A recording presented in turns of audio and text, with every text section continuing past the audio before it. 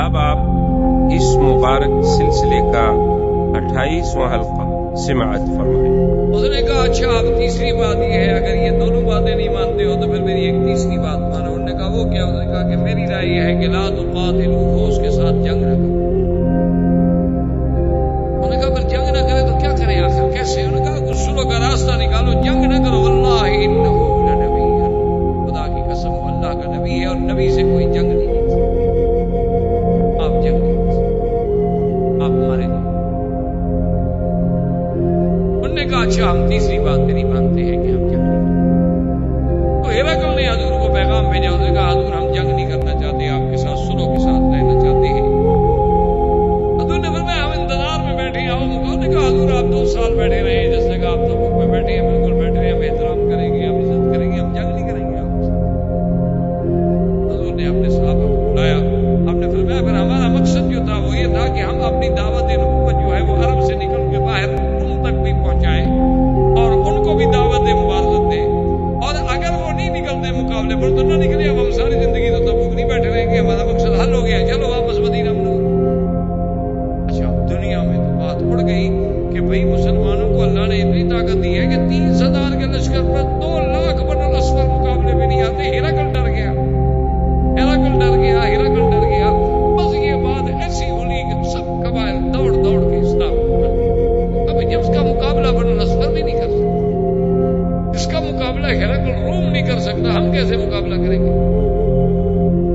اس کے بعد حضور نے لشکر چلایا، آپ نے فرمایا ایک جگہ ہے راستے میں، اس کا جگہ کا نام ہے وش، تو وہاں ایک پتھر ہے، اس سے پانی ٹپکتا ہے، پانی یعنی ابھرتا رہتا ہے، نکلتا رہتا ہے۔ مجھ سے پہلے اگر کوئی پہنچ جائے تو اس پانی کو نہیں چھیڑنا جب تک کہ میں نہ پہنچوں۔ لیکن کچھ منافقین جو تھے وہاں پہنچ گئے، پانی نکل رہا تھا، جلدی جلدی سے انہوں نے اپنے برتن میں تو پانی بھر لیا۔ جب حضور پہنچے تو اس میں کچھ قطرات ہی باقی رہ گئے۔ میرے بات کی مخالفت کی، میں نے کہا تھا کہ مجھ سے پہلے اگر کوئی پہنچ جائے تو اس سے اب انہوں نے فرمایا اچھا تھوڑا سا پانی جمع کرو۔ اسی پانی کو جمع کیا گیا، حضور نے وضو فرمایا، وضو کر کے اسی پتھر پہ ڈال دیا۔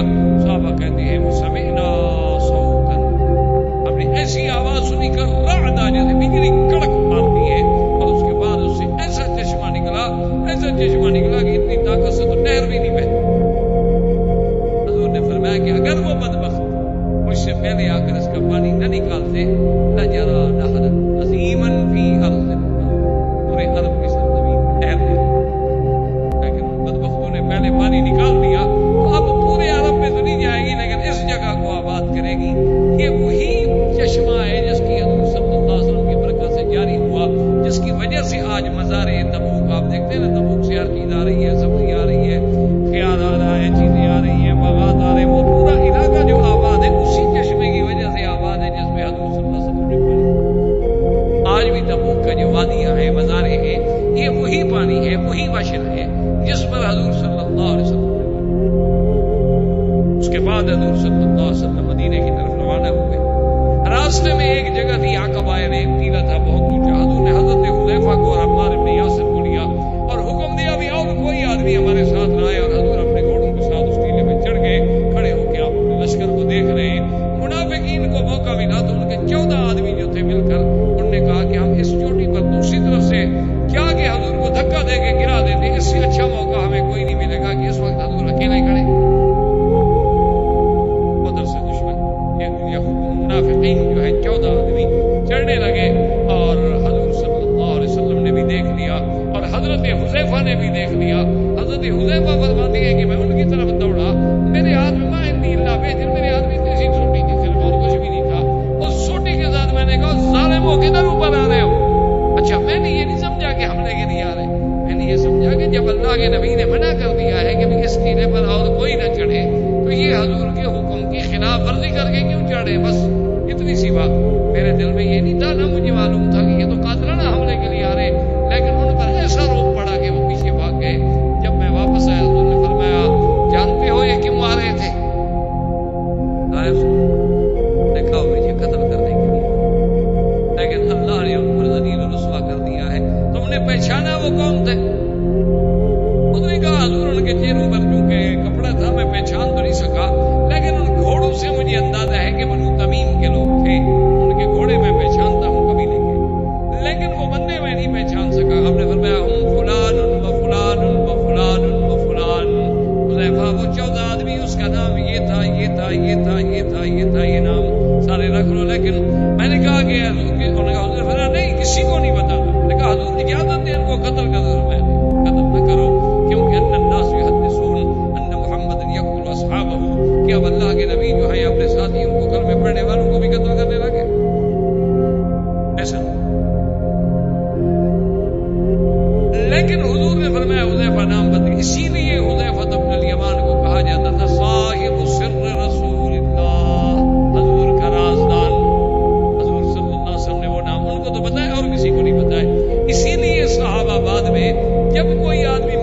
کا جنازہ آتا تو حضرت عمر سب صحابہ جو تھے کانا ینظران الی حذیفہ، حضرت حذیفہ کو دیکھتے کہ اس جنازے پر حذیفہ کھڑا ہے جنازہ پڑھنے کے لیے یا نہیں کھڑا.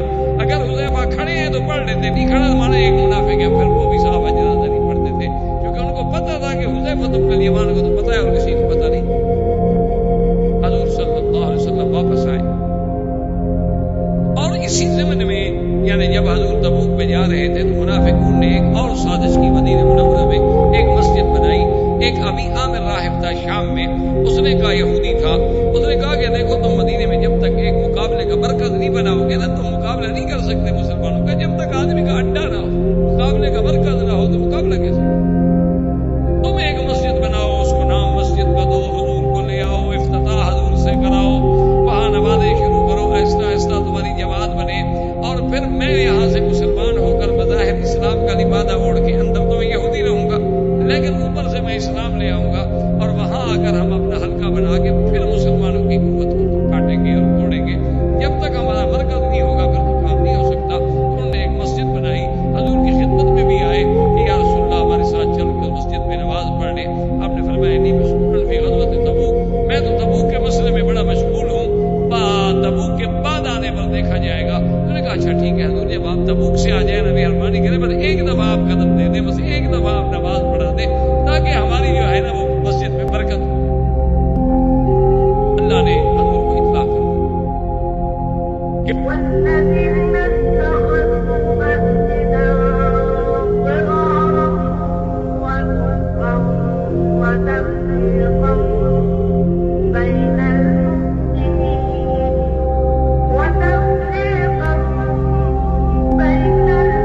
المؤمنين وإرصادا لمن حارب الله ورسوله من قبل وليحلفن إن أردنا إلا الحسنى. اللہ نے فرمایا میرا مدنی ان کافروں نے جو مسجد بنائی ہے ان کا مقصد مسجد نہیں ہے، ان کا مقصد مسلمانوں میں تفریق ڈالنا ہے، اور یہ انتظار کر رہے ہیں اللہ کے اس دشمن، اللہ کے رسول کے دشمن کا کہ وہ آئے، اور قسمیں کھاتے ہیں کہ ہمارا مقصد نیک ہے. والله يشهد إنهم لكاذبون. لا تكن فيه أبدا إلا مسجد أسس على التقوى من أول يوم أحق أن تقوم فيه رجال يحبون أن يتطهروا والله يحب المطهرين. اللہ نے فرمایا میرا مدنی آپ اس مسجد میں کبھی قدم نہ رکھنا.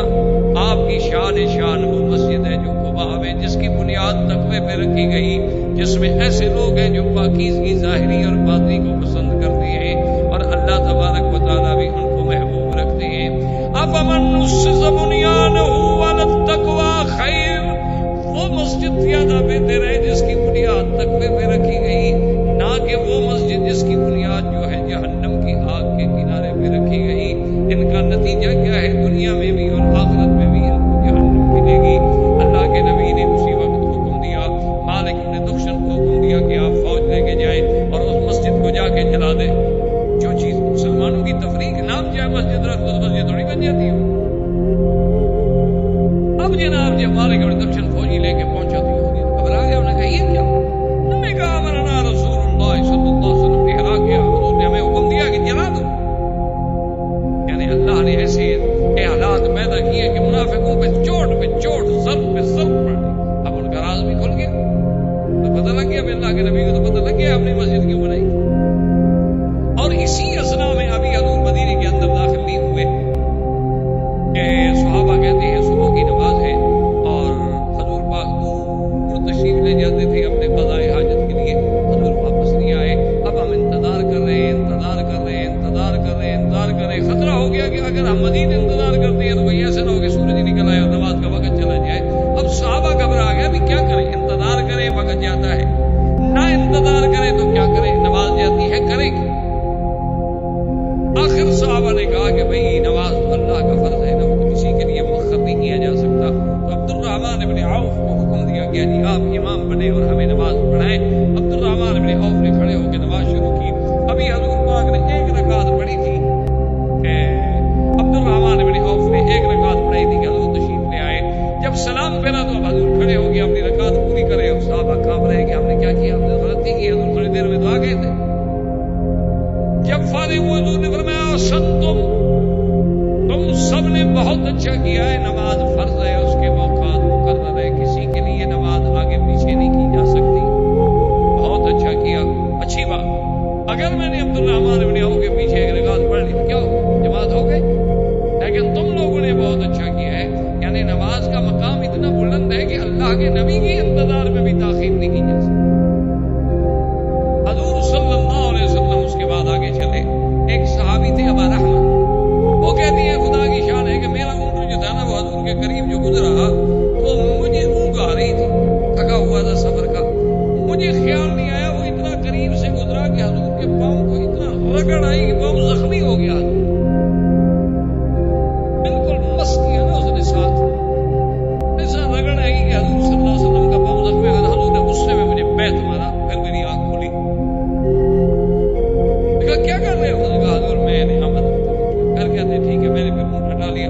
کہتے پھر مجھے اونگ آ گئی. خدا کی قدرت ہے میرے اونٹ نے پھر جا کے اسی جگہ رگڑا لگایا.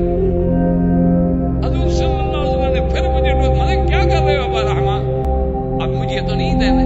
کہتے پھر میں خیر اونٹ کو لے کے بالکل پیچھے چلا گیا اور پھر میں چھپ گیا کہ حضور کے سامنے نام. اب اگر حضور نے مجھے پکڑا مجھے سزا دیں گے. تو کافی دیر کے بعد حضور نے مجھے بلایا. میں کانپتے ہوئے حضور کے سامنے پیش ہوا. میں نے کہا اب آ گیا. میں نے 2 دفعہ زیادتی کی. حضور نے فرمایا ابا رحمہ وہ جو تم نے کیا نا وہ تمہارے بس میں نہیں تھا, تمہیں نیند تھی. لیکن میں نے تمہیں جو بیعت مارا تھا مجھے تو نیند نہیں تھی, لہٰذا یہ بیعت لے لو اور بدلہ لے لو. میں قیامت میں بدلہ نہیں دینا چاہتا. یہ تھے اللہ کے رسول. میں نے تمہیں بیعت مارا تھا لیکن یہ لو بیعت, اور یہی بیعت میں نے مارا, یہی تم مجھے مار لو. رسول اللہ میں آپ کو کیسے بیعت ماروں؟ کہا تمہیں میں جو حکم دے رہا. انہوں نے کہا قد عفوت یا رسول اللہ, حضور میں نے معاف کر دیا, بس بات ختم ہوگی. میں کیسے اللہ کے نبی کو بیعت مار سکتا. اس کے بعد حضور صلی اللہ علیہ وسلم مدینہ منورہ میں تشریف لے آئے.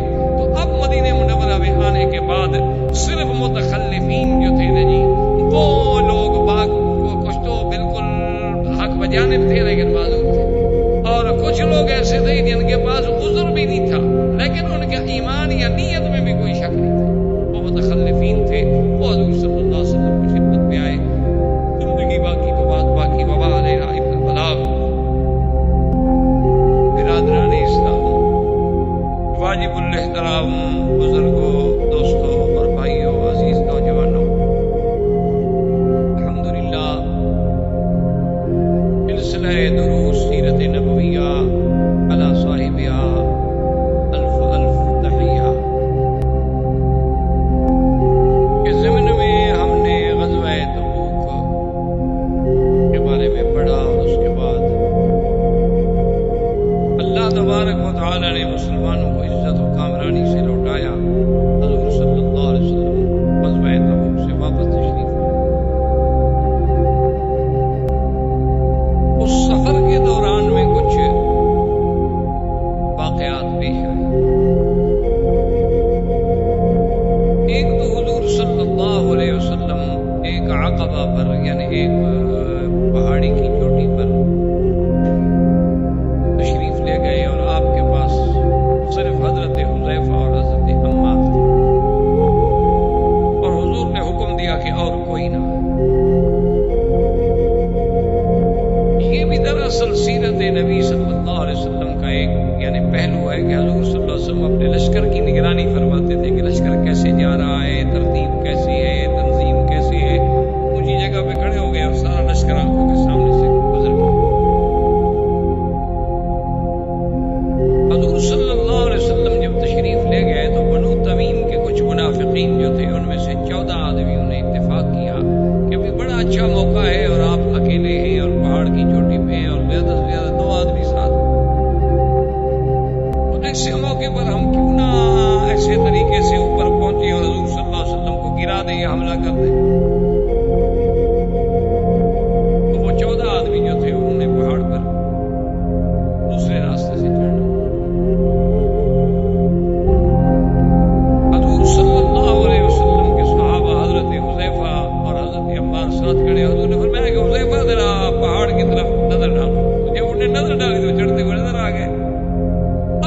آ گئے. کبھی ہم نے تو حملہ کرنا تھا نا خفیہ، لیکن ہماری بات تو ظاہر ہو گئی. ہمیں صحابی نے دیکھ لیا تھا. تو حذیفہ نے انہیں جب للکارا، نے کہا کہ نہیں نہیں، ہم تو ویسے چڑھ رہے تھے، بھی حضور اکیلے کھڑے ہیں. حضور صلی اللہ علیہ وسلم نے حضرت حذیفہ جب واپس آئے تو آپ نے فرمایا کہ تم نے پہچانا تھا وہ کون تھے؟ انہوں نے کہا نہیں حضور، ان کے چہروں پہ کپڑے تھے، لیکن ان کے گھوڑوں سے میں نے اندازہ لگایا ہے کہ بنو تمیم تھے. آپ نے فرمایا وہ منافق تھے اور اس کا نام یہ تھا یہ تھا یہ تھا یہ تھا. 14 آدمیوں کے نام حضرت حذیفہ کو بتلا دیا. اسی لیے حضرت حذیفہ بن الیمان کو صاحب سر رسول اللہ صلی اللہ علیہ وسلم، حضور کا رازدان، کہ حضور نے نام تو بتلا دیے لیکن حکم دے دیا کہ کسی کو بتلانا نہیں، بس یہ راز. اور حضرت حذیفہ نے بھی حضور کی اس راز کو نبھایا کہ پھر ساری زندگی کسی کو نہیں بتایا، کیونکہ حضور نے منع فرما دیا. اور دوسرا واقعہ سفر میں یہ پیش آیا کہ صبح کی نماز وقت تھا اور حضور صلی اللہ علیہ وسلم اپنے حاجات کی قضاء حاجات کے لیے دور تشریف لے جاتے تھے، لوگوں سے بہت دور. اور اس دور میں آپ جانتے ہیں کہ ہم آباد یہ ویسی چیزیں تو ہوتی نہیں تھی، بس آدمی پہاڑوں میں اور غاروں میں اور دور چلا جاتا تھا کہ لوگوں کی نظروں سے دور ہو جائے. حضور صلی اللہ علیہ وسلم بہت دور تشریف لے گئے. صحابہ انتظار کر رہے ہیں اور حیران ہے کہ نماز کا وقت بالکل ختم ہوتا جا رہا ہے اور حضور ابھی تشریف نہیں لائے. جب بالکل نماز کا وقت جانے کا ڈر پیدا ہو گیا کہ کہیں ایسا نہ ہو کہ نماز سورج نکل جائے اور نماز قضا ہو جائے، انہوں نے حضرت عبد الرحمن ابن عوف کو حکم دیا کہ آپ نماز پڑھائیں. تو حضرت عبد الرحمن ابن عوف نے نماز پڑھائی. ابھی ایک رکعت پڑھائی تھی کہ میرے آقا تشریف لے آئے اور انہوں نے آ کے جماعت میں نماز پڑھی، جس سے محدثین نے مسئلہ نکالا. اصل بات یہ ہوتی ہے کہ آپ حضرات بھی اپنے ذہنوں میں رکھ لیا کریں کہ بعض لوگ ہیں نا اعتراض کرتے ہیں کہ جی امام ابو حنیفہ کی کیا ضرورت ہے، امام شافعی کی کیا ضرورت ہے، امام مالک کی، امام احمد حنبل کی. بھئی اللہ کا قرآن ہے، حدیث موجود ہے، تو ہمیں پھر ان ائمہ کی ضرورت کیا تھی؟ اصل بات یہ نہیں ہوتی، یاد رکھیں. ان کا مطلب ائمہ کا مطلب یہ ہوتا ہے کہ حدیث پاک تو آپ بھی پڑھ لیں گے، میں بھی پڑھ لوں، لیکن اس حدیث سے مسئلہ کیا نکلا؟ اب ایک حدیث میں اتنا ہے کہ حضور پاک نے عبد الرحمن ابن عوف کے پیچھے ایک رکعت پڑھی، بس حدیث مبارک نے اتنا کہتی ہے. یہ ان فقہا کا کام ہے کہ انہوں نے مسئلہ نکالا اور پھر باقاعدہ اس میں باب باندھے کہ صلاۃ الاکابر خلف الاصاغر، کہ بھئی ایک مسئلہ بھی معلوم ہو گیا کہ کبھی کبھی بڑا بھی چھوٹے کے پیچھے نماز پڑھ سکتا ہے. یعنی اب حضور سے بڑا تو کوئی ہو نہیں سکتا نا. عبد الرحمن ابن عوف کا جتنا شان کیوں نہ ہو جائے لیکن وہ نبی تو نہیں بن سکتے. تو اب نبی ایک صحابی کے پیچھے نماز پڑھ رہے ہیں تو اس سے مسئلہ سمجھ آ گیا کہ کبھی بڑا عالم ہے آگے طالب کھڑا ہے تو نماز ہو جائے، تو بڑا بھی چھوٹے کے پیچھے نماز پڑھ سکتا ہے. کہ اللہ کا نبی بھی غیر نبی کے پیچھے کھڑے ہو کے نماز پڑھ سکتا ہے، ورنہ تو حضور کی نماز ہی نہ ہوتی، یا حضور نماز نہ پڑھتے آپ کھڑے رہتے. تو اس لیے یہ محدثین و فقہا کا کام ہوتا ہے کہ اس حدیث سے مسئلہ کیا نکلا. اور اسی طرح یاد رکھیں کہ حضور صلی اللہ علیہ وسلم نے جو صحیح معنوں میں ایک رکعت پڑھی ہے تو عبد الرحمن ابن عوف کے پیچھے پڑھی ہے، اور 10 نمازیں جو ہیں حضور پاک نے جبریل علیہ السلام کے پیچھے پڑھی. حضور صلی اللہ علیہ وسلم کو جب جبریل اوقات صلاۃ کی تعلیم دینے کے لیے آئے نا کہ حضور یہ وقت ہے فجر کا کہاں تک، یہ ظہر کا کہاں تک، عصر کا کہاں تک، مغرب کا کہاں تک، عشاء کا کہاں تک، انہوں نے 10 نمازیں پڑھی. 5 نمازیں اول وقت میں پڑھا دی اور 5 نمازیں آخر وقت میں پڑھا، اور بدلا دیا گیا حضور کے اب صبح صادق سے لے کر مثلا سورج کے نکلنے تک فجر کا وقت. اسی طرح بھی اب زوال کے ہونے کے بعد سے لے کر ماشاءاللہ تقریباً 3:30 بجے تک ظہر کا وقت ہے. اسی طرح عصر کا وقت جو ہے جی سورج ڈوبنے تک ہے، لیکن یہ نہیں کہ سورج پیلے ہونے کے بعد نماز مکروہ ہو جائے. اسی طرح سورج ڈوبنے کے بعد شفق احمر کے ڈوبنے تک عشاء کا وقت ہے. اچھا اسی طرح عشاء کا وقت جب شروع ہوتا ہے تو افضل یہ ہے کہ آدھی رات سے پہلے پڑھ لی جائے، ورنہ فجر صادق صبح صادق تک آپ عشاء کی نماز ادا کر سکتے ہیں. تو یہ تعلیم جب دی گئی تو 10 رکعتیں حضور پاک نے 10 نمازیں جبریل علیہ السلام کے پیچھے بھی ادا فرمائی. اور اسی طرح ایک رکعت میں حضور صلی اللہ علیہ وسلم سیدنا ابی بکر صدیق رضی اللہ تعالیٰ عنہ کے پیچھے بھی تشریف لے آئے. نماز ہو گئی، حضور نے فرمایا فرمایا صحابہ سے کہ بالکل گھبرانے کی بات نہیں، آپ لوگوں نے بہت اچھا کیا ہے، نماز اللہ کی ہے، ان الصلاۃ کانت للمؤمنین کتابا موقوتا۔ اور اسی اثنا میں حضور صلی اللہ علیہ وسلم کو پتہ چل گیا کہ منافقین نے ایک مسجد بنائی ہے جو مسجد مکہ مکرمہ مدینہ منورہ کی مسجد رسول اور مسجد قباء، یہ تو آپ نے دیکھی ہے، ان دونوں کے درمیان میں ایک جگہ تھی جہاں انہوں نے مسجد ضرار بنائی، اس مسجد کا نام تھا مسجد ضرار۔ یہ مسجد اصل میں اس لیے بنائی گئی تھی کہ ابی عامر شام کا ایک بہت بڑا یہودی راہب تھا، یہودیوں کا عالم تھا، اس نے منافقین مدینہ سے رابطہ قائم کیا کہ بھی اسلام کو تو بڑی طاقت مل گئی، اب یہودیوں کو مدینہ سے نکالا گیا، پھر خیبر آ گئے، پھر خیبر سے نکالا گیا، اب ہمیں جزیرہ عرب سے بھی نکال کے باہر پھینکا جا رہا ہے، تو ہم تو بڑے کمزور ہو گئے ہیں، تو اب ہم کھل کر تو مسلمانوں کا مقابلہ نہیں کر سکتے۔ اب اس کا طریقہ یہ ہے کہ ہم اپنے آپ کو مسلمان ظاہر کریں، مسلمانوں کے اندر مل جائیں، مسلمان بن کے رہیں، لیکن اس کے لیے ضرورت ہے کہ ہمارا بھی تو کوئی مرکز ہو، ہمارے پاس بھی تو کوئی مرکز ہونا چاہیے، اس لیے تم لوگ ایک مسجد بناؤ اور شو یہی ہو کہ یہ مسجد ہے اور مسلمانوں کے لیے ہے، کوئی قباء کی مسجد میں نہیں پہنچ سکتا، مدینہ پاک کی مسجد میں نہیں پہنچ سکتا، چلو بھی درمیانی مسافت میں ایک اور مسجد بن گئی کہ لوگوں کی نماز جو ہے مسجد میں ہو جائے۔ اور انہوں نے تبوک کے جانے سے پہلے حضور پاک سے بھی خواہش کی تھی، یا رسول اللہ مہربانی کریں آپ ہماری مسجد کی افتتاح فرما دیں، ایک دفعہ آپ ایک نماز پڑھا دیں تاکہ پھر برکت ہو جائے گی۔ آپ نے فرمایا میں تبوک کے مسئلے میں مشغول ہوں، تبوک سے واپس آنے کے بعد غور کیا جائے۔ جب حضور واپس آ گیا تو حضور کو پتہ چلا کہ وہ تو منافقون نے مسجد بنائی۔ حضور پاک نے مالک ابن دخشن آپ کے صحابیوں کو حکم دیا کہ جاؤ اور مسجد کو جلا دو، توڑ دو اور جلا دو۔ اسی کو اللہ نے قرآن میں بھی ذکر کیا کہ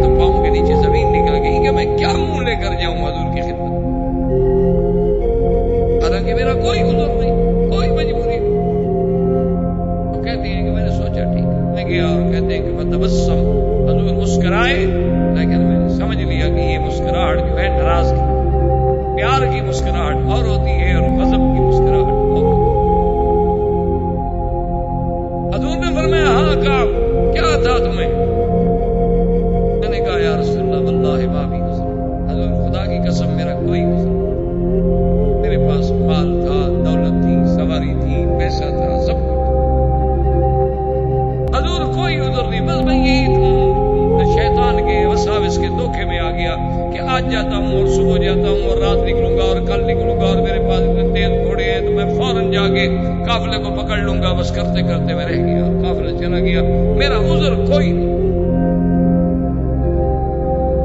हज़ूर सल्लल्लाहु अलैहि वसल्लम ने फरमाया सदका काब, कि काब ने सच कहा, झूठ नहीं बनाया, बहाना नहीं बनाया। हज़रत काब कहते हैं जब मैं वापस आया तो मुझे साथियों ने कहा कि अजीब आदमी हो यार, सब लोग आए कसमें खा के हज़ूर से माफी ले गए, तुम भी कोई कसम शसम खा लेते, हज़ूर माफी मांग लेते तो अल्लाह तो माफी दे देते ना, ये तुमने क्या किया?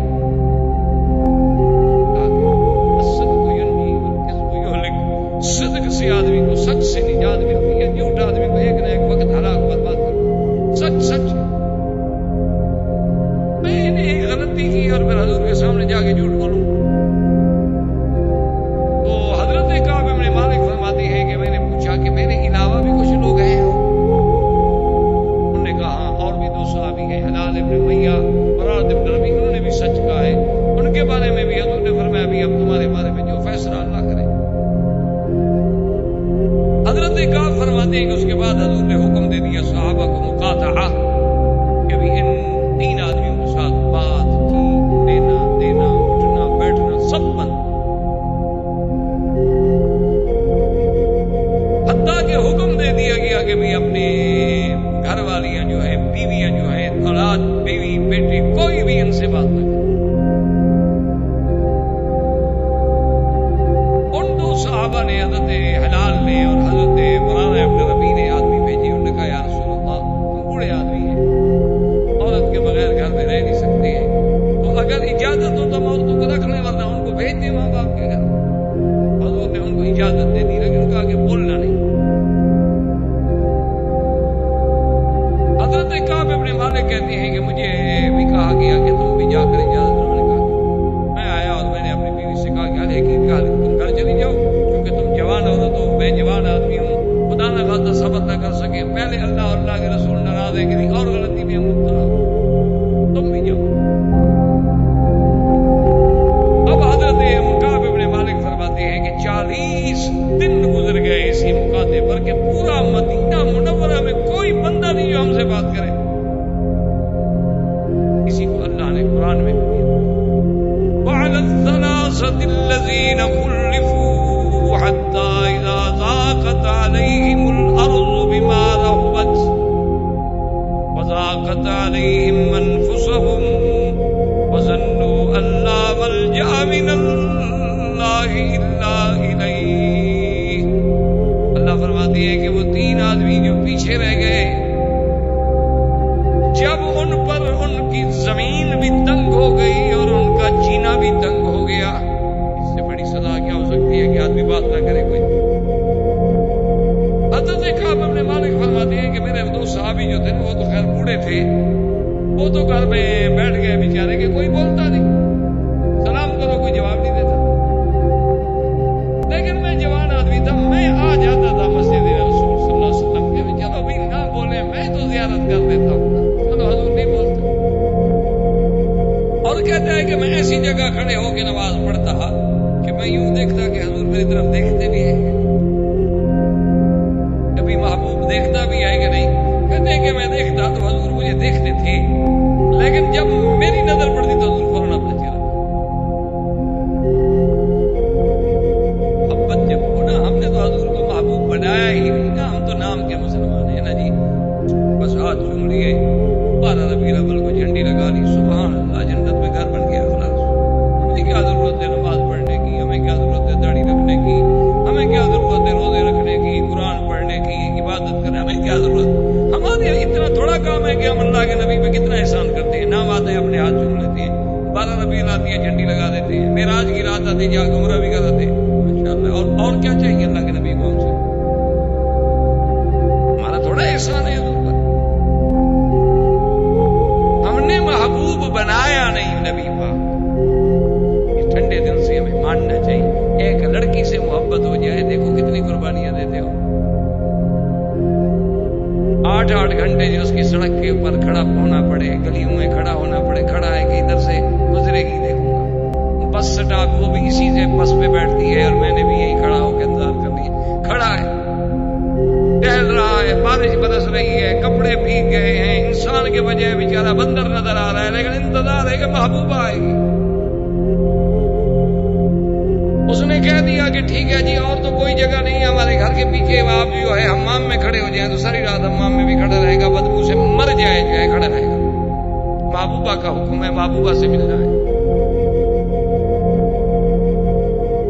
اپنے گھر میں کپڑے نہ ہوں، وہ کہے کہ سوٹ لانا ہے، بالکل بالکل جا کے چوری کرنی پڑے، ڈاکہ ڈالنا پڑے، رشوت کھانی پڑے، محبوب کا حکم ہے۔ اس سے اندازہ لگائیں کہ ہم نے اللہ کے نبی کو محبوب نہیں بنایا۔ اگر ہمیں حبیب کبریا محبوب ہوتے نا تو ان کی ہر ادا پہ ہم جان دیتے، پھر مسئلے نہ پوچھتے مولوی سے کہ جی یہ سنت ہے، یہ واجب ہے، یہ ضروری ہے یا غیر ضروری۔ اچھا جی، اگر یہ نفل ہم نہ پڑھیں تو کوئی حرج تو نہیں نا؟ ہاں جی، کوئی حرج نہیں، بالکل آپ نہیں پڑھیں گے تو اللہ کی جنت میں کوئی کمی نہیں۔ ہم سب اسلام سے نکل جائیں تو خدا کو کوئی نقصان، لیکن اگر ہم نے رہنا ہے تو پھر تھوڑا سا لحاظ کریں۔ اگر ہم نے اسلام قبول کیا ہے، دیکھو نا جی، ایک آدمی عہدہ لیتا ہے، گورنر بنتا ہے، وزیر بنتا ہے، منسٹر بنتا ہے، حلف وفاداری اٹھاتے ہیں۔ اب آپ نے دیکھا نہیں کافروں کا کیا معاملہ ہے کہ ایک لڑکی کا اسکینڈل بن گیا، ان کے نزدیک تو زنا نہیں، اسکینڈل کیوں بن گیا؟ ان کے نزدیک تو بھائی کوئی زنا ہے ہی نہیں، نہ شراب ہے، نہ زنا ہے، نہ شباب کباب، کوئی چکر نہیں ہے۔ مسئلہ کیا تھا؟ کہتے کہ نہیں، جب یہ آدمی پریزیڈنٹ کے عہدے پہ آ گیا ہے، منسٹر کے عہدے پہ آ گیا ہے، سینیٹر کے عہدے پہ آ گیا ہے، یہ اب پبلک کا نمائندہ ہے، اب اس کا کردار جو ہے، اس کا اثر پبلک پر پڑتا ہے، اب یہ غلطی نہیں کر سکتا۔ پہلے جو اس نے منہ کالا کیا ہے کرتا رہے، جب نوکری ختم ہو جائے جا کے پھر 2000 دفعہ منہ کالا کرے۔ لیکن جب اس نے حلف اٹھائے اور قوم کا اتنا بڑا نمائندہ اور جھوٹ بول رہا ہے، آپ نے بھی کبھی سوچا ہے کہ مسلمان ہو کر جھوٹ بول رہا ہے؟ ہم نے بھی تو آخر کوئی حلف اٹھایا نا کہ اشہد ان لا الہ الا اللہ واشہد ان محمد رسول اللہ، اور دن میں 5 دفعہ اس کو دہراتے ہیں۔ ایک ٹھنڈے دل سے غور کریں، آپ مولویوں کی باتوں میں نہ بگڑا کریں، لیکن یہ غور کریں کہ کیا اگر واقعی ہمیں حضور سے عشق ہے، حضور سے ہمیں محبت ہے، حضور ہمارے محبوب ہیں۔ ہم نے تو اپنے اساتذہ کو دیکھا ہے کہ پیر علی پہ جب جاتے تھے نا تو کہتے بھائی گاڑی روک دو، گاڑی روک دو۔ ہاں بھائی کیا؟ انہوں نے کہا بھائی اب آگے تو میں جرأت نہیں کر سکتا کہ سواری پہ سوار ہو کے بدری پاک کے شہر پہ جاؤں، یہاں سے پیدل۔ اللہ کے بندے کو شریعت میں منع، انہوں نے کہا کوئی منع نہیں شریعت میں، لیکن بات ادب کی۔ اسی لیے جب عبدالحمید مراد جس نے حرم نبوی بنایا ہے، مسجد رسول پاک صلی اللہ علیہ وسلم، وہ جب آئے تو پتہ ہے دنیا کا ایک بادشاہ تھا۔ اس نے کہا کہ جب میں اسٹیشن مدینے پہ اتروں، آپ نے دیکھا ہوگا کہ ابھی تک وہ اسٹیشن موجود ہے۔ آپ جب مکہ آتے ہیں تو راستے میں آپ نے دیکھا ہوگا کہ اسٹیشن کا ابھی تک وہ آثار موجود ہے، اور کچھ ڈبے گاڑی کے ٹوٹے پھوٹے بھی پڑے ہوئے ہیں۔ تو یہاں آگے اترا ہو تو اس نے کہا کہ یہاں سے میرے ہاتھ پاؤں جو ہے نا، جیسے مجرم کو باندھتے ہیں رسی میں باندھ لو اور گھسیٹتے ہوئے لے جاؤ محمد مدنی کے روضے تک کہ میں مجرم ہوں اللہ کے دین کا، ایسے لے جاؤ، یہ نہیں کہ بادشاہ بنا کے لے جاؤ، مجھے مجرم کی حیثیت میں گھسیٹتے ہوئے لے جاؤ۔ ہم تو مجرم ہیں، ہم نے کیا حق ادا کیا ہے حضور کا؟ حالانکہ دنیا کا بادشاہ تھا، لیکن سوچ دیکھو کتنی تھی، اور اسی طرح آیا، رسی بندھوا گیا ہے۔ ہم نے میرا بھائی کبھی سوچا نہیں، آج آپ کی مرضی ہے۔ ہمیں جیسے عطا اللہ شاہ بخاری رحمۃ اللہ علیہ فرمایا کرتے تھے کہ مولوی مکی ہمیں کہنے کی عادت پڑ گئی ہے، انہیں سننے کی عادت پڑ گئی ہے، ہم کہتے کہتے مر جائیں گے، سنتے سنتے چلے جائیں گے، بات جہاں تھی وہی رہے گی۔ مسئلہ تو ہو گیا ہے وہ۔ بہرحال اب دیکھیں، یہ ہے مقام عشق کہ دیکھ رہا ہے کہ حضور دیکھتے ہیں، وہ قہر سے دیکھتے ہیں، دیکھتے تو ہیں۔ میری شاعر نے کیا عجیب بات کہتے، وہ قہر سے دیکھتے ہیں، ناراض ہو کے دیکھتے تو ہیں، میں شاد ہوں کہ ہوں تو کسی کی نگاہ میں، کسی کی نگاہ میں تو ہوں، چلو غضب سے صحیح۔ کہتے ہیں جناب اسی حالت میں 40 دن گزر گئے، مقاطعہ جاری ہے۔ ملک غسان بنو غساس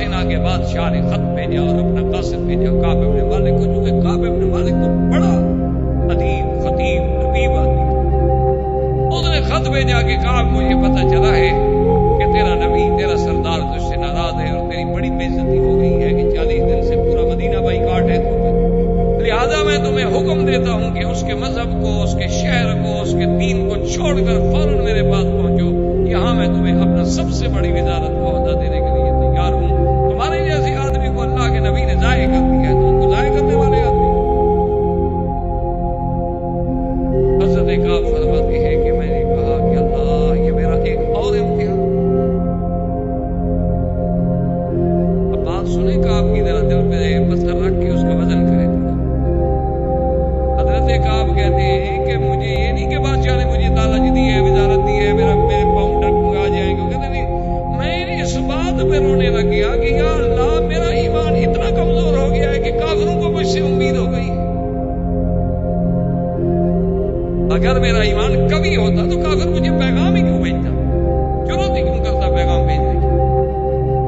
اس نے جو مجھے پیغام بھیجا ہے تو اس کا مطلب یہ ہے کہ میرا ایمان اتنا کمزور ہے کہ کافروں کو میرے بارے میں امیدیں پیدا ہو گئی ہیں کہ شاید ڈھیلا ہو جائے۔ تو میں نے اس کا خط کو لیا اور ٹکڑے ٹکڑے کر کے سامنے آگ کا تندور جل رہا تھا اس میں ڈالا، اور میں نے کہا ارجع الی ملک، جاؤ اپنے بادشاہ سے کہہ دینا کہ کعب اپنے مالک کا یہی جواب ہے، محمد مدنی کے شہر میں میں ایڑیاں رگڑتے ہوئے مر جاؤں گا لیکن تمہارے پاس نہیں آؤں گا۔ حضرت کعب فرماتے ہیں کہ میں اپنے گھر کی چھت پہ بیٹھا تھا، نماز پڑھ رہا تھا، اور اللہ نے ہماری توبہ قبول۔ اب دو صحابی وہاں سے چلے، ایک گھوڑے پہ دوڑا اور ایک پیدل دوڑا کہ بھی ہم جا کے مبارک دیں کعب کو، بھی مبارک ہو بھائی، مبارک ہو، تمہاری وہ توبہ قبول ہو گئی ہے۔ لیکن وہ کہتا ہے کہ جب اس نوجوان نے دیکھا نا کہ وہ تو گھوڑے پہ جا رہا ہے، لازمی بات ہے وہ پہلے پہنچ جائے گا، تو اس نے دور سے پکارا یا کعب ابشر، یا کعب ابشر، مبارک ہو۔ اس کی آواز مجھے پہلے پہنچ گئی، گھوڑا بعد میں پہنچا۔ جب وہ آیا تو میں نے کہا بھی اس کی آواز پہلے پہنچی تھی، میں نے اپنے سارے کپڑے نکال کر اس کو مبارکباد کی عوض میں دے دیے، اور اس کے بعد میں دوڑا حضور صلی اللہ علیہ وسلم کی خدمت میں، اور سب سے پہلے کہتے ہیں کہ طلحہ بن عبید اللہ صحابی تھے، وہ کھڑے ہوئے اور انہوں نے مجھے مبارک دی۔ کہتے ہیں خدا کی قسم میں طلحہ کا یہ احسان نہیں بھول سکتا کہ وہ سب سے پہلا شخص تھا جو مجھے مبارک دیا۔ اور میں نے دیکھا اب حضور میری طرف دیکھ کے مسکرائے، اب ان کی مسکراہٹ میں ناراضگی کے بجائے محبت تھی، اور فرمایا ابشر یا کعب ان اللہ تبارک و تعالی قبل توبتکم، تمہاری توبہ اللہ نے منظور فرما لی ہے، تمہیں معافی۔ اس کو اللہ نے قرآن نے فرمایا ثم تاب علیہم لیتوبوا ان اللہ غفور رحیم، اللہ بخشنے والے ہیں، مہربان ہے، راضی۔ یہ عظیم واقعے کے بعد یہ وہی سن ہے، یعنی اب سن 8 ہجری جو ہے تقریباً ختم ہونے والا ہے، جس میں بی بی ام کلثوم بنت رسول اللہ صلی اللہ علیہ وسلم کی وفات۔ اور انہی دنوں میں ایک عجیب واقعہ پیش آیا، حضور نے سارے صحابہ کو جمع کیا، سب لوگ آ گئے، حضور نے خطبہ پڑھا، صحابہ کہتے ہیں عجیب خطبہ تھا، اور اس میں منافق بھی آ گئے، منافق تو آ جاتے تھے نا مسجد میں۔ حضور نے خطبہ پڑھنے کے بعد اعلان فرمایا، آپ نے فرمایا کہ قم یا فلان، قم یا فلان، قم یا فلان، فلان اٹھو نکل جاؤ مسجد سے، تم منافق ہو۔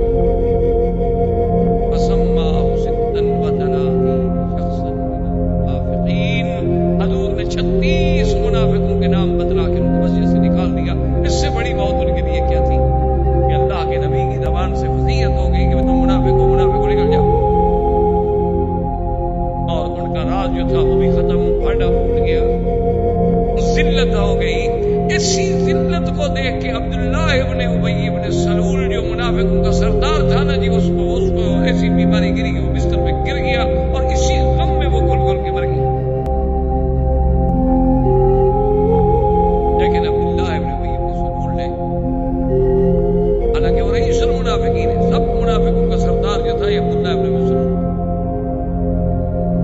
شدید جب مرنے کا وقت آیا نا، اس وقت اپنے بیٹے سے کہا کہ اللہ کے نبی کے پاس جائیں گے، میرے پاس تشریف لائیں۔ اب سیرت کا اندازہ کریں، حضور کی رحمت کا اندازہ کریں، حضور کے کرم کا اندازہ فرمائیں۔ حضور آ گئے، اتنا بڑا دشمن ہے، سارے منافقوں کا سردار ہے، بیمار ہے، مر رہا ہے، بلاتا ہے حضور کا پیارا۔ اور جب حضور آئے تو اس وقت مرنے کے بالکل قریب تھا، اس وقت بھی کہہ رہا تھا این حلفائی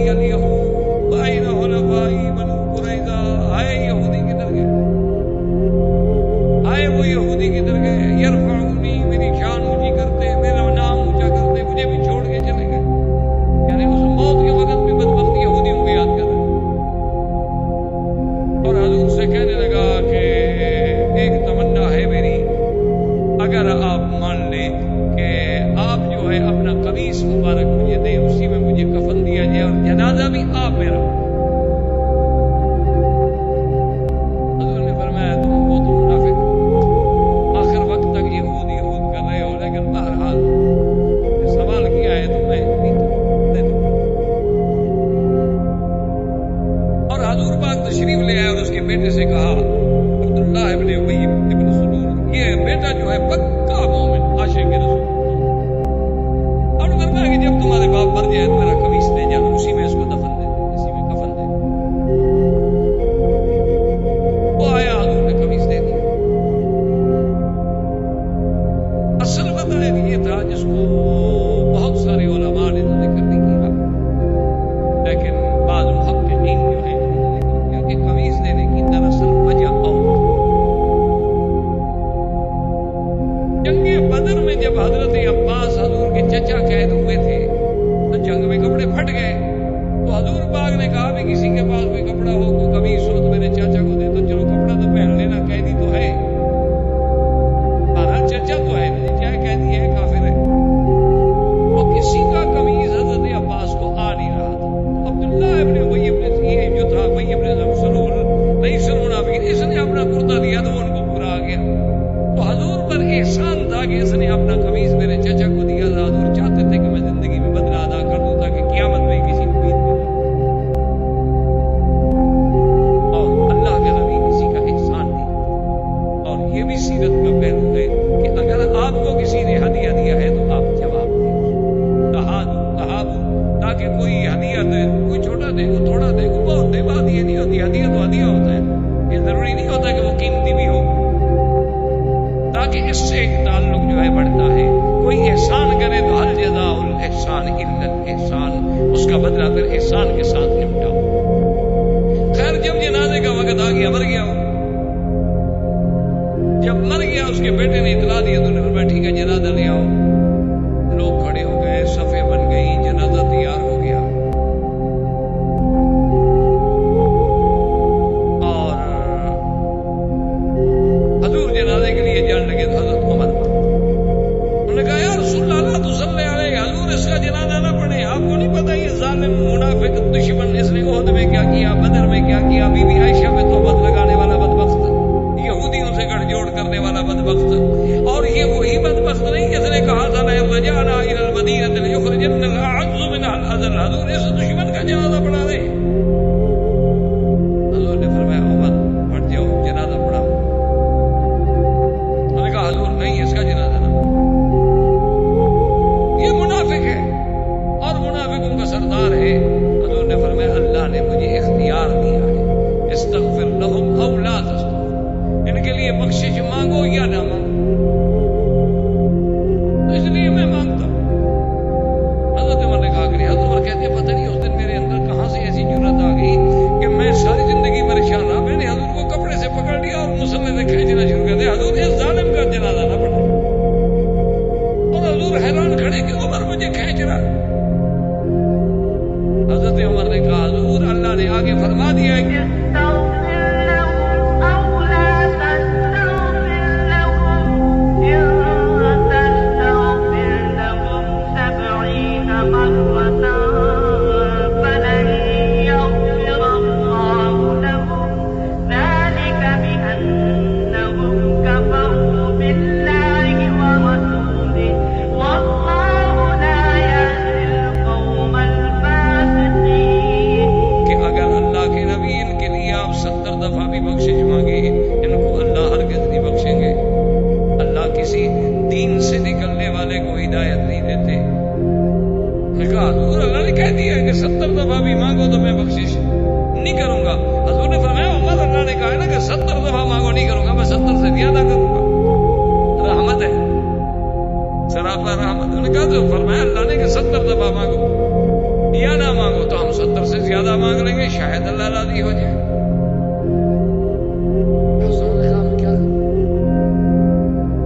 اب دیکھیں اس کا نام ہے، وہ ایک مقام تھا۔ اب دوسرا مقام دیکھیں کہ جب حضور نے اللہ اکبر کہا ہوئی ہے تو تم پیچھے کھڑے ہو گئے اللہ اکبر۔ اس بات کو سمجھیے، اپنے ذہن و عقل میں رکھیں۔ ایک ہے مشورہ دینا، ایک ہے اطاعت رسول، اللہ کے رسول کی فرما جاری کرنا. مشورہ تو دے دیا کہ حضور دشمن ہے, پکڑ لیا حضور کو. حضرت عمر کہتے ہیں واللہ کانا اتعجب ولا جرأتی, میں اپنی اس جرأت میں ساری زندگی تعجب کرتا رہا کہ اللہ کے نبی کو ہاتھوں سے پکڑ لوں اور حضور بھی مجھے کچھ نہ کہیں, ورنہ حضور ڈانٹتے تھے. حضرت عمر کا بڑا مقام ہے, لیکن حضور کے سامنے کیا ہے. لیکن جناب آپ اندازہ کریں کہ جب حضور نے شروع کی اللہ اکبر, حضور اللہ اکبر یہ نہیں کہ نکل گیا ہوگا اچھا جی میں تو نہیں پڑھتا. نہیں, جب نبی پڑھ رہے ہیں تو اب پڑھنا پڑے گا, اب انکار نہیں ہو سکتا, اب کھڑا پیچھے ہونا پڑے گا. یہ تھی اطاعت رسول, یہ تھی اطاعت امیر. اسی لیے حضرت عبداللہ بن مسعود جب حج پہ گئے, حضرت عثمان جب حج پہ گئے نا جی, تو مقام عرفات میں جب آپ نے نمازیں پڑھی, آپ نے کہا بھی میں 4 رکعت پڑھاؤں گا. صحابی کھڑے ہو گئے, انہوں نے کہا عثمان کیا کر رہے ہو, حضور نے 2 رکعت پڑھی ہیں, حضور نے 2 رکعت پڑھی ہیں, حضور نے 2 رکعت پڑھی ہیں, تم 4 رکعت پڑھو گے. انہوں نے کہا کہ ہاں حضور مدینے سے آئے تھے, حضور تو مسافر تھے, اب میں نے تو شادی کر لی ہے مکے میں, مکہ میرا گھر ہو گیا ہے, میں تو مسافر نہیں ہوں, میں کیسے 2 پڑھوں, میں 4 پڑھوں گا. صحابہ کہتے نہیں 2 پڑھو, کہتے نہیں میں 4 پڑھوں گا. جب حضرت عمر کھڑے ہوئے 4 پڑھانے کے لیے, سارے صحابہ کھڑے ہو گئے پڑھ کہ اب امیر ہے, خلاص خلیفہ راشد ہے, اب جو حکم دے گا تعمیل ہو. مشورہ دینا, مسئلہ پیش کرنا, رائے میں اختلاف پیش کرنا, یہ تو کوئی جھگڑا نہیں, کوئی بری بات ہے. یہ تو ہر آدمی کو حق ہے نا رائے دینے کا, ہر آدمی کو حق حاصل ہے رائے دینے کا. تو اسی طرح رائے آپ دے سکتے ہیں, لیکن جب کوئی امیر خلیفہ راشد علیکم سنتی و سنت الخلفاء الراشدین وہ فیصلہ کر دے تو اب انکار نہیں ہو سکتا, اب تو ماننا پڑے گا. تو بہرحال حضور نے جب جنازہ پڑھا دیا تو اللہ تبارک و تعالی نے قرآن نازل کیا, وَلَا تُصَلِّ عَلَىٰ أَحَدٍ مِّنْهُمْ مَاتَ أَبَدًا وَلَا تَقُمْ عَلَىٰ قَبْرِهِ إِنَّهُمْ كَفَرُوا بِاللَّهِ وَرَسُولِهِ وَمَاتُوا وَهُمْ فَاسِقُونَ. اللہ نے قرآن نازل کیا کہ میرا محبوب جو رائے جو فیصلہ عمر نے فرش پہ کیا, میں نے عرش سے اسی کو منظور کر دیا ہے. ایسے بدبختوں کی کبھی نماز نہ پڑھایا کرے اور نہ ان کی قبر پہ کبھی کھڑے ہوں, نہ ان کے لیے کبھی بخشش مانگے. یہ تو کافر ہے, یہ تو فاسق ہے. ان کی جنازہ, ان کی نماز جنازہ پھر نہ پڑھائے. حضور نے پڑھایا حضرت عمر کو کہ عمر اللہ نے تو تیری بات مان لی بھائی. اب دیکھیں کہ علماء نے یہاں کیا بیان لکھا ہے, محدثین فقہاء نے کیا بات لکھی. اب ہم تو حدیث اسی طرح پڑھ کے چلے جائیں گے کہ جی اللہ نے حضرت عمر کی تجویز قبول فرما لی, آئندہ کے لیے حضور کو روک دیا گیا کہ کسی منافق کا جنازہ نہ پڑھائیں, بات ختم ہو گئی. لیکن یہ ان کا کام ہے فقہاء کا. انہوں نے کہا کہ اگر اللہ چاہتے تو یہ آیتیں جو ہیں 2 منٹ پہلے اتار دیتے تو حضور جنازہ نہ پڑھتے. جب جنازہ نہیں پڑھنے دینا تھا, جنازے سے روکنا تھا, 2 منٹ پہلے بھی جبریل آ جاتا, جبریل تھک جاتا. لیکن جبریل 2 منٹ پہلے نہیں آیا, جنازہ ہو گیا, جبریل بعد میں آیا. وجہ کیا تھی؟ تو انہوں نے کہا کہ اس میں راز تھا. اللہ یہ چاہتے تھے کہ اب محمد مدنی کہہ چکے ہیں کہ میں جنازہ پڑھاؤں گا, اور عمر کہتا ہے کہ نہ پڑھاؤ. اگر ہم نے پہلے روک دیا تو بات میرے نبی کی رہ جائے گی. ابھی تو نبی کی بات پوری ہونے دو نا, بعد میں فیصلہ سنا دیں. ابھی اللہ کے نبی کی بات کو پورا ہو جائے. ابھی تو جو حضور کے منہ سے نکل گیا ہے, محبوب نے کہہ دیا ہے کر لیں. آئندہ کے لیے سمجھا دیں گے کہ بھائی یہ نہیں کرنا. یہ ہوتا ہے مقام, اسی کا نام ہوتا ہے تفقہ, اسی کا نام ہوتا ہے فقہ, اسی کا نام ہوتا ہے فقہ الحدیث. کہ بھئی حدیث پاک سے لفظ تو آپ نے بھی پڑھ لیے, لفظ تو میں نے بھی پڑھ لیا, لیکن مسئلہ کیا نکلا. حضور صلی اللہ علیہ وعلا آلہ وصحبہ وسلم تسلیما کثیرا کثیرا. اس واقعے کے بعد حضور نے حضرت ابو بکر کو بلایا, فرمایا ابھی 9 ذی الحجہ شروع ہو گئی ہے, حج فرض ہو چکا ہے, تم حج کے لیے چلو. سب سے پہلے سال جب حج کے لیے بھیجا گیا تو حضرت ابو بکر کو بھیجا. آپ نے فرمایا تم امیر الحج ہو, تمہیں ہم امیر بنا کے بھیج رہے ہیں, اور اپنی نگرانی میں جا کر سب کو حج کرائے. اور حضرت ابو بکر قافلہ لے کے چل پڑے, بڑے قافلے چل. اسی اسنا میں یعنی سابقہ درس میں بھی میں نے عرض کیا تھا کہ یہ نموجری کا جو سن ہے اس کو عربی عامۃ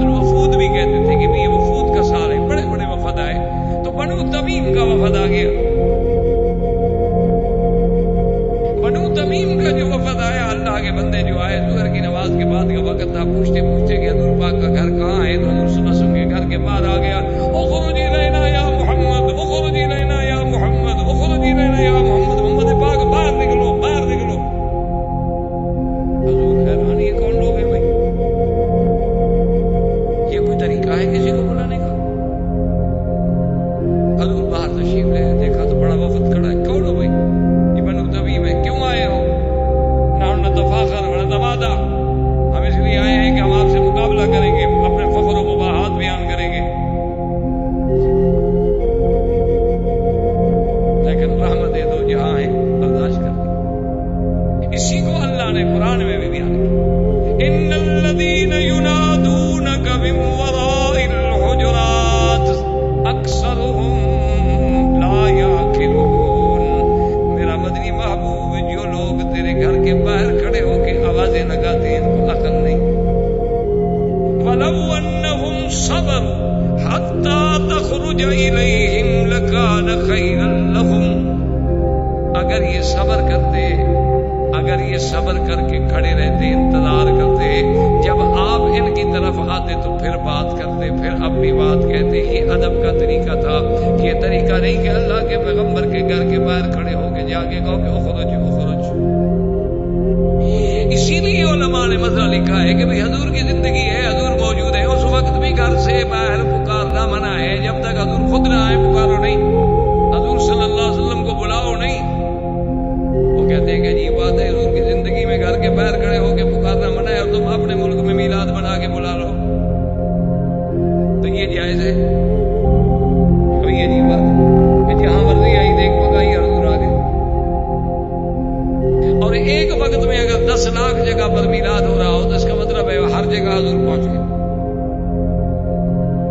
اور چلو بھائی ان 10 لاکھ میں جو زیادہ پیارے ہوں گے ان کے پاس تشریف لے جاتے ہوں گے, جو 10 لاکھ میں 10 تو ہوں گے. اچھا, اور جب وہاں تشریف لے گئے تو جو روضے پہ لوگ سلام پڑھ رہے ہیں وہ کس پہ پڑھ رہے ہیں؟ یہ ہر جگہ ایک مثالی چیز ہے, ایک تصور ہے, تخیل ہے, حقیقت نہیں. بس عجیب باتیں ہیں. وَلِلنَّاسِ فِيمَا يَعْشِقُونَ مَذَاهِبُ.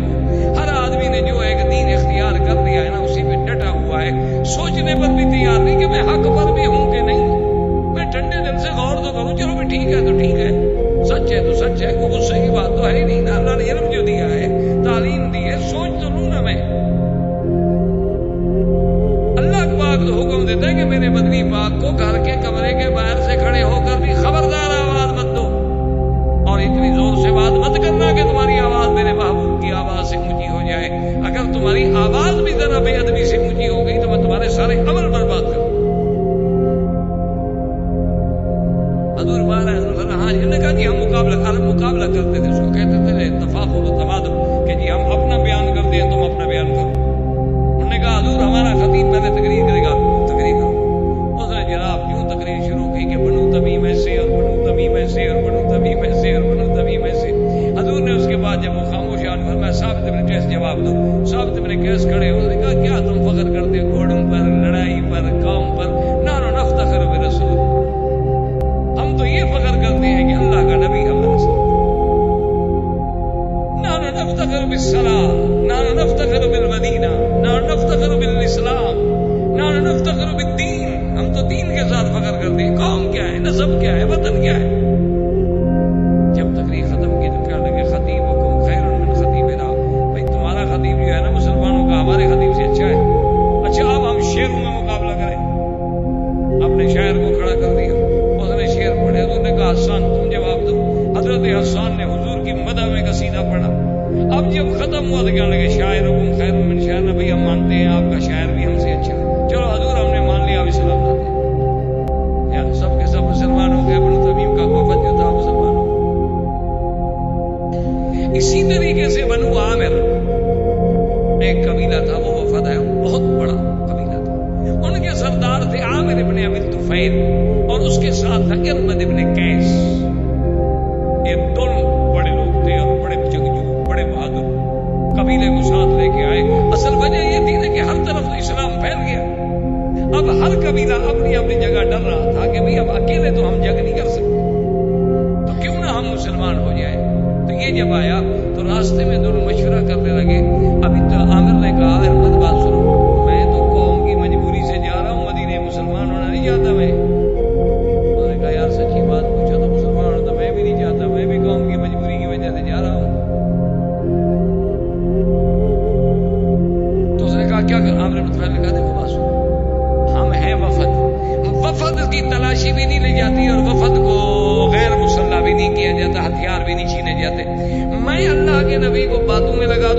تم تلوار سے حملہ کر دیں.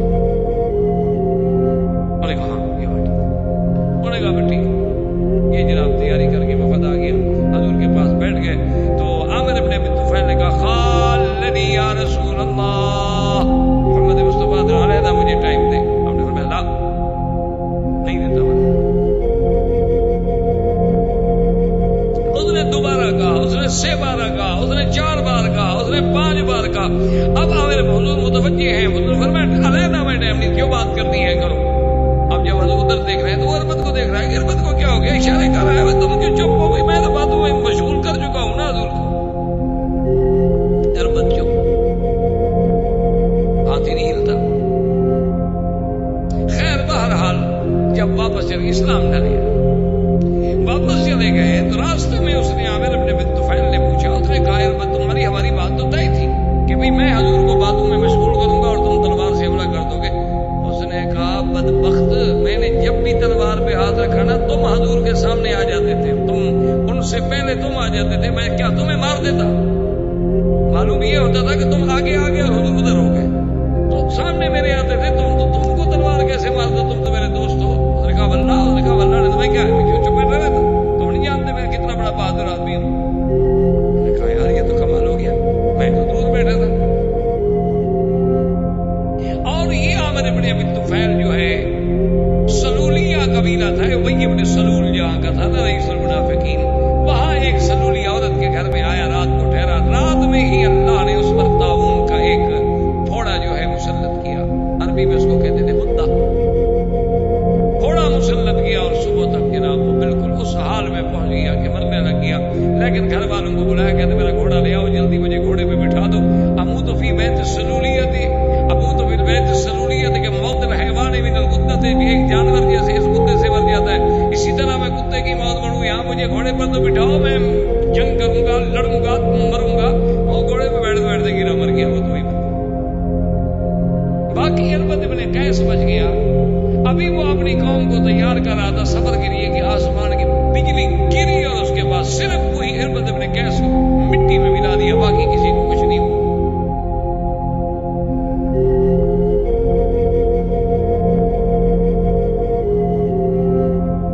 اللہ تبارک و تعالی نے اس کو بھی قرآن میں بیان کیا, وَيُسَبِّحُ الرَّعْدُ بِحَمْدِهِ وَالْمَلَائِكَةُ مِنْ خِيفَتِهِ. اللہ نے وہ واقعہ میں بیان کیا کہ ہم جب جاتے ہیں تو ہم ان کو سوائے کے ساتھ یجادلون, اللہ میں جو جھگڑے کرتے ہیں ان کو بجلی بھیج کر بھی ہم مار دیتے ہیں. اچھا جب یہ دونوں مرے نا تو پوری قوم ڈر گئی. انہوں نے کہا یار واپس چلو مدینے, ہم تو مسلمان ہوتے تھے, کہ بدبختوں کا کیا حال ہو. تو وہ وفد بھی بنی عامر کا واپس آئے, آ کے سارے کا سارا مسلمان ہو گیا. حضور صلی اللہ علیہ وسلم پر وہ اسلام لے آئے. اب ان کے جانے کے بعد جو ہے وفد آیا بنو تمیم کا, بنی قیس. اچھا بنو قیس میں ایک آدمی تھے, ان کے سردار تھے, ان کا نام تھا احنف ابن قیس. کہا اچھا بنو قیس جو آئے نا جی تو بھاگ کے آ گئے, 2 آدمی 4 آدمی مدینے میں آ رہے, بھائی نا یا رسول اللہ, بھائی نا یا رسول اللہ, ہماری بیعت کریں, ہمیں مسلمان کریں. آ گئے بھاگتے آ رہے. احنف جو تھے وہ چلے گئے, جا کر سامان اتارا, غسل کیا, کپڑے پہنے, خوشبو لگائی, تیار ہو کے حضور کی دربار میں آئے. حضور نے فرمایا احنف میں بڑا خوش ہوں, تمہیں اللہ نے جو 2 صفتیں دی ہیں نا, الحلم والانات, ایک تو تمہارے اندر علم ہے اور ایک حوصلہ, ہر کام کو آرام سے کرنا. یہ ٹھیک ہے تمہاری قوم تو بڑی جلد باز ہے, لیکن تم نے ایسا کیا. اور یہ اتنا بڑا حوصلے والا شخص تھا کہ اس کی نوکرانی ایک دفعہ گرم پانی اٹھا کے جا رہی تھی, تو اس کا چھوٹا بچہ 2 ماہ کا سو رہا تھا, تو اس کے ہاتھ سے وہ برتن گرا تو اس کا بچہ جل کے مر گیا. لیکن اس نے ایک لفظ بھی نوکرانی سے نہیں کہا کہ تم نے ایسا کیوں کیا. اتنا بڑا حوصلے والا آدمی تھا. تو بنو قیس کا وفد جو ہے یہ بھی مسلمان. ان کے جانے کے بعد بنو مسیلمہ, بنی حنفیہ, ان کا وفد جو ہے وہ مسیلمہ بن الکذاب جو تھا اس کی سرکردگی میں آیا. یہ 1 لاکھ تو ان کی صرف فوج تھی. یہ یمامہ کے لوگ تھے, ریاض کے علاقے میں ایک جگہ ہے یمامہ, بنی حنفیہ اس جگہ کے لوگ تھے.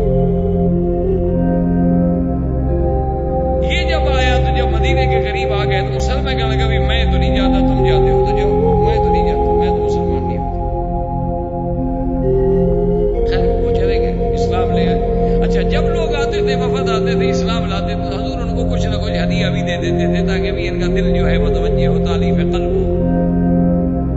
حضور نے ہدایہ دیا. انہوں نے فرمایا حل معکم کوئی اور بھی ہے؟ انہوں نے کہا جی ہاں مسلمہ ہمارے ساتھ ہے. وہ نے کہا کہ تم یہاں سامان چھوڑ جاؤ میں سامان کی نگرانی کر دوں. ذرا بات رکھ ہے کہ جی ہاں اتنا بڑے قافلے کا سامان تھا آپ سارا لے کر اٹھا کر تو حالت میں نہ آ جاتے نا مسجد میں تو وہ سامان کیا آپ نے اچھا اچھی بات ہے پھر بھی تمہارا کچھ نہ کچھ تو کام کر رہا ہے یہ ہدیہ اس کو بھی دے دینا. جب اس کو ہدیہ ملا تو کہنے لگے اچھا اللہ کے نبی نے مجھے ہدیہ بھیجا چلو میں بھی جاتا ہوں یار مسلمان ہونے کے لیے پھر چلو. پھر آ گیا مدینہ. کہنے لگا کہ آپ محمد صلی اللہ علیہ وسلم اگر ایک بات آپ میری مان لینا تو میں مسلمان ہوتا ہوں اور میری 1,00,000 کا جو لڑاکا جوان ہے وہ سب آپ کے قدموں پہ قربان ہوگا. کیا بات؟ انہوں نے کہا ایسا کریں کہ آپ مجھے یہ لکھ دیں کہ آپ کے بعد جو خلافت ہے نا خلیفہ میں بنوں گا. حضور کے ہاتھ میں ایک چھوٹی سی چھڑی تھی ارجون عربی میں کہتے ہیں ارجون چھوٹی سی شاخ کھجور کی. انہوں نے فرمایا تم اگر یہ بھی کہو نا یہ بھی میں تمہیں نہیں دوں گا تم خلافت کی بات کرتے ہو جاؤ بھاگ جاؤ. اچھا اسلام ہے خلافت لے کر مسلمان ہونا چاہتے ہو؟ اسلام اللہ کے لیے ہوتا ہے لالچ کے لیے تھوڑا ہوتا ہے کہ جی کل مجھے اگر آپ عہدہ دے دیں تو ہم ٹھیک ہے قبول کرتے ہیں. مجھے نہیں ہے تمہارے اسلام خیر کیا چلا گیا.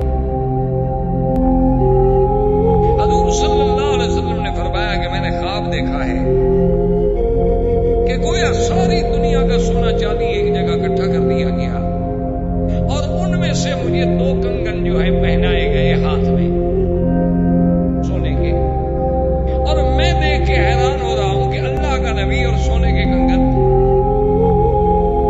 فنفختهما میں نے ان کو پھونک ماری فطارا وہ دونوں میرے ہاتھ سے نکل کے اڑ گئے.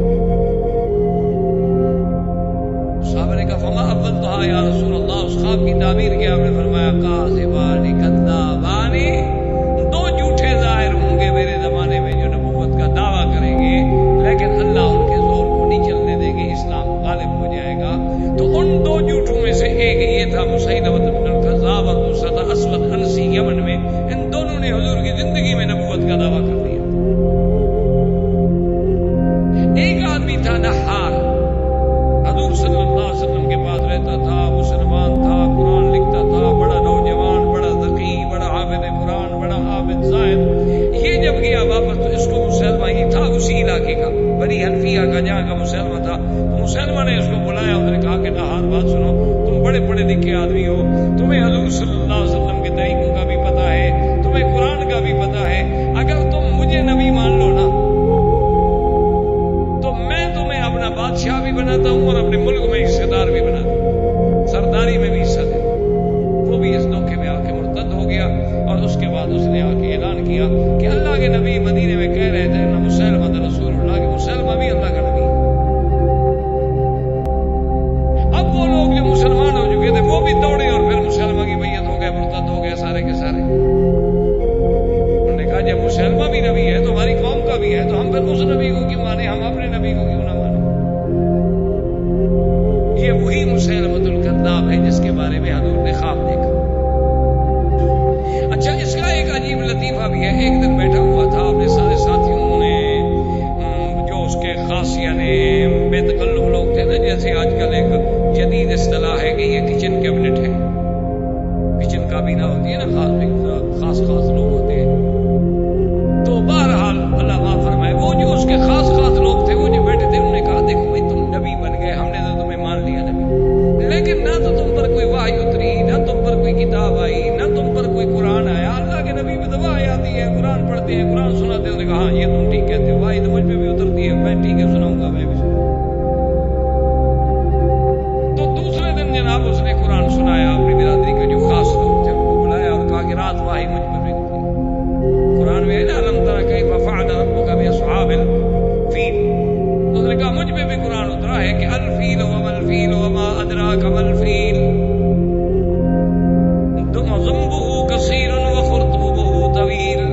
کہ مجھ پر بھی وحی اتری ہے کہ فیل کیا ہوتا ہے ہاتھی جس کی دم چھوٹی ہوتی ہے اور سونڈ لمبی ہوتی ہے. انہوں نے کہا یہ قرآن کسی اور کو نہ سنانا جوتے مار کے گنجا کر دے گا. یہ کیسا وما الفیل وما ادراک ما الفیل ذنبہ کثیر وخرطومہ طویل. یہ قرآن ہے بدبخت. یہ تو ہم تیرے خاص ساتھی ہیں, ہمیں بھی معلوم ہو رہا ہے کہ تو بکواس کر رہا ہے, تو کوئی اور سنے گا تو کیا کرے گا؟ آئندہ نہ سنانا یہ وحی, بس اپنی حد تک رکھنا.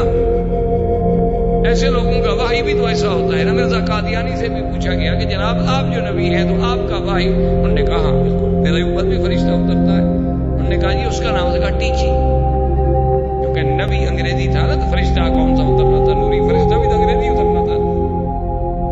تو ان پر جو فرشتہ اترا کرتا تھا وہ ٹیچی تھا. اچھا اس فرشتے نے خبر کیا دی؟ اس نے خبر یہ دی کہ محمدی بیگم جو ہے تیری بیوی بنے گی. جیسے بی بی زینب کے بارے میں تھا نا, اللہ نے حکم دیا تھا کہ تیری بیوی ہے, تو اس نے بھی تو کوئی وحی بنانی تھی نا. اچھا خدا کی شان دیکھو کہ محمدی بیگم اس کے رشتہ دار تھی, اس کے رشتہ دار تھے قریبی. تو اس نے جناب پیغام بھیجا. اس کو پتہ چلا تھا اصل میں کہ بڑی خوبصورت لڑکی ہے, یہ اس کے پیچھے پڑ گیا. تو اس نے پیغام بھیجا کہ جی رشتہ دے دو. انہوں نے کام نہیں دیتے. اس نے بڑا زور لگایا, پیسے لے لو, دولت لے لو, رقبہ لے لو, انگریزوں سے جگیریں دلا دیتا ہوں, لیکن اس لڑکی کا رشتہ مجھے دو. وہ بھی کو پکے مسلمان تھے. انہوں نے کہا جو مرضی آئے گا تمہیں نہیں دیں گے, تمہارے جیسے جھوٹے مرتد کو کون لڑکی دیتے, تم تو کافر ہو. کافر کو ہم لڑکی دے دیں مسلمان. تو اس نے پھر یہ وحی بنائی کہ مجھ پر وحی نازل ہوئی ہے. اللہ فیصلہ کر چکا ہے عرش پر کہ محمدی بیگم جو ہے وہ میرے نکاح میں آئے گی. اگر تم لوگوں نے میرے نکاح میں نہ دی تو 3 مہینے کے اندر اندر محمدی بیگم مر جائے گی. محمدی بیگم کو پتہ چلا, لوگوں نے ڈرایا, عورتوں نے ڈرایا. عورتیں تو بڑی ضعیف ہوتی ہے نا, کمزور عقیدے کی. انہوں نے کہا بیوی مرنے سے تو بہتر ہے نا شادی کر لو, کیا ہے جائیداد بھی ملتی ہے, سب کچھ ملتا ہے. اس نے کہا مرزے کو جا کے کہہ دو کہ اگر تو تم پہلے مر گئے تو تم جھوٹے ہو, اور میں پہلے مر گئی تو پھر میرا مذہب جھوٹا ہے, لیکن تم پہلے مرو گے, میں نہیں مرتی تم سے پہلے. 3 مہینے تو 3 مہینے رہ گئے, میں مرتی ہی نہیں تم سے پہلے. اچھا خدا کی شان ہے, مرزا مر گیا, محمدی بیگم رہ گئی. اللہ نے جھوٹے کو جھوٹا کرنا تھا, بھائی ٹیچی کیا فرشتہ تھا. تو بہرحال یہ مسیلمہ بن الکذاب نے بھی دعوی نبوت حضور کی زندگی میں کیا تھا, اور اس کا مقابلہ کس نے کیا تھا؟ سیدنا ابو بکر رضی اللہ تعالیٰ عنہ نے مسیلمہ سے جنگ لڑی اور مرتدین کو احفظ کردار پر پہنچایا. اب یہ سارے واقعے کے بعد حضور صلی اللہ علیہ وسلم کے فرمان پر حضرت ابو بکر قافلے لے کے حج کے لیے چل پڑے. ابھی وہ روانہ ہوئے اور پیچھے بھائی سورت توبہ کبھی اللہ آپ کو پڑھنے کی توفیق دے دی. یہ وہی وقت ہے جب سورت توبہ اتری. اسی لیے حتیٰ کے بعد مفسرین کہتے ہیں کہ یہ سورت اتنی جلدی میں اتاری گئی کہ بسم اللہ بھی نہیں لکھی گئی. اور بعض علماء فرماتے ہیں کہ بسم اللہ اس لیے نہیں لکھی گئی کہ مشرکین کی ذلت تھی, ان کی فضیحت تھی, تو اس میں کون سی آگے رحمت کے فیصلے تھے کہ پہلے بسم اللہ الرحمن الرحیم کا اضافہ کیا جائے, آگے تو سارا ان کے ساتھ عذاب تھا. احباب کرام, اس کے بعد اب آپ اس مبارک سلسلے کی CD نمبر 29 سماعت فرمائیں.